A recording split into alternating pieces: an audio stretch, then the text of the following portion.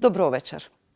Во рамките на циклус филмови на режисерот Милчо Манчевски ви го нудиме краткото упатство за употреба препорачано од страна на филмологот Владимир Ангелов.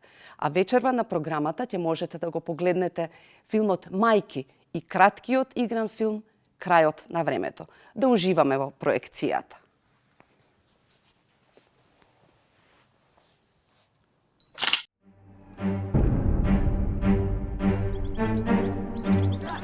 Да те утепат без причина некој. Тоа ти е држава.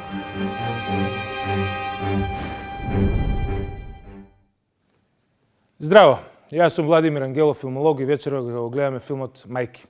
Режиран и напишан од Милчо Манчевски, Мајки е негов четврт игран филм, а премиерно е прикажан во 2010 година. Мајки содржи 3 приказни. Ова не се приказни што се поврзани меѓу себе како приказните во Пред дождот, кои што се одделени со посебни наслови, зборови, лица и слики, но представуваат една целина. Или, например, како двете приказни во Прашина што се одвоени стотина години меѓу себе. Но, сепак се поврзани и чинат едно ткиво. Во Мајки имаме триптих од наративно различни, сосема неповрзани приказни. Може би оперираат со исти теми и интереси на авторот, но тоа може да се каже за секое дело, не нужно на еден ист автор. Во Мајки, дури и родот на трите приказни не е ист. Првата приказна е играна, втората приказна е филм во филм, односно филм за снимање на филм, нешто како квази документарен филм или мокументарец, и третата приказна е чист документарец. Сепак, Манчевски избрал дека овие три сосема различни приказни треба да носат едно заедничко заглавие – Мајки.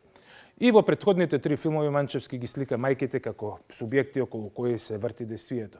Во Пред дождот Кетрин Картлич во улогата на Ен е бремена. Силвија Јовановска како Хана е мајка загрижена за својата ќерка. Во Прашина Неда е бремена со Анџела која раскажува приказната за Дивиот исток, а во Сенки веќе се издвојуваат ликовите на две различни мајки. Едната доминантна, агресивна и спроведува матријахат, ја игра Сабина Ајрула, а втората во улога на Филарета Атанасова е незаинтересирана за своето дете, егоист и хедонист. А во Мајки имаме повеќе дузина погледи на нашите мајки, нашите перцепции за нив и за нивното влијание на нас.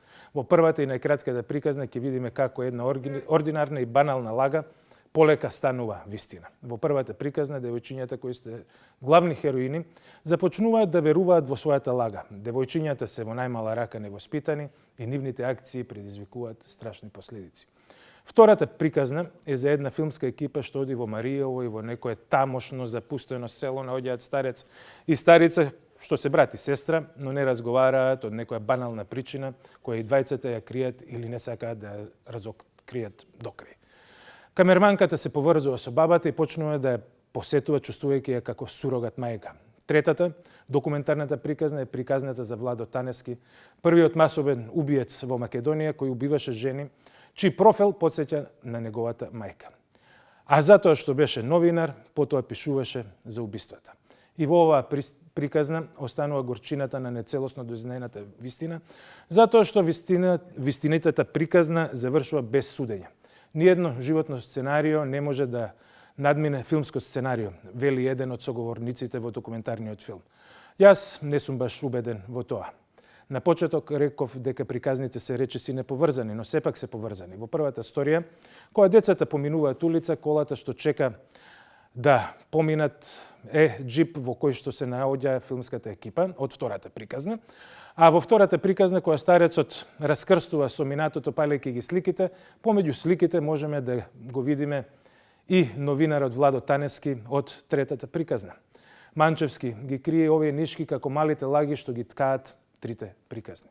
Режисерот Манчевски во овој филм ќе го видиме на фотографија во дуќанот, каде двете девојчиња купуваат патики, глуми кошаркар кој забива. Музиката е на Игор Василев Новоградска, а улогите во втората приказна ги играат веќе традиционалните актери на Манчевски: Салаетин Билал, Владимир Љачев, Радка Радмановиќ, Пепи Мирчевски, без кого Манчевски не може, и други. Пред Мајки ќе го видиме краткиот експериментален филм Крајот на времето. Тоа е филм за еден хипнотичен момент кој ќе сватите дека времето запрело и целиот универзум е заробен во една единствена насмевка. Ви посакувам убаво гледање на овие два филмови.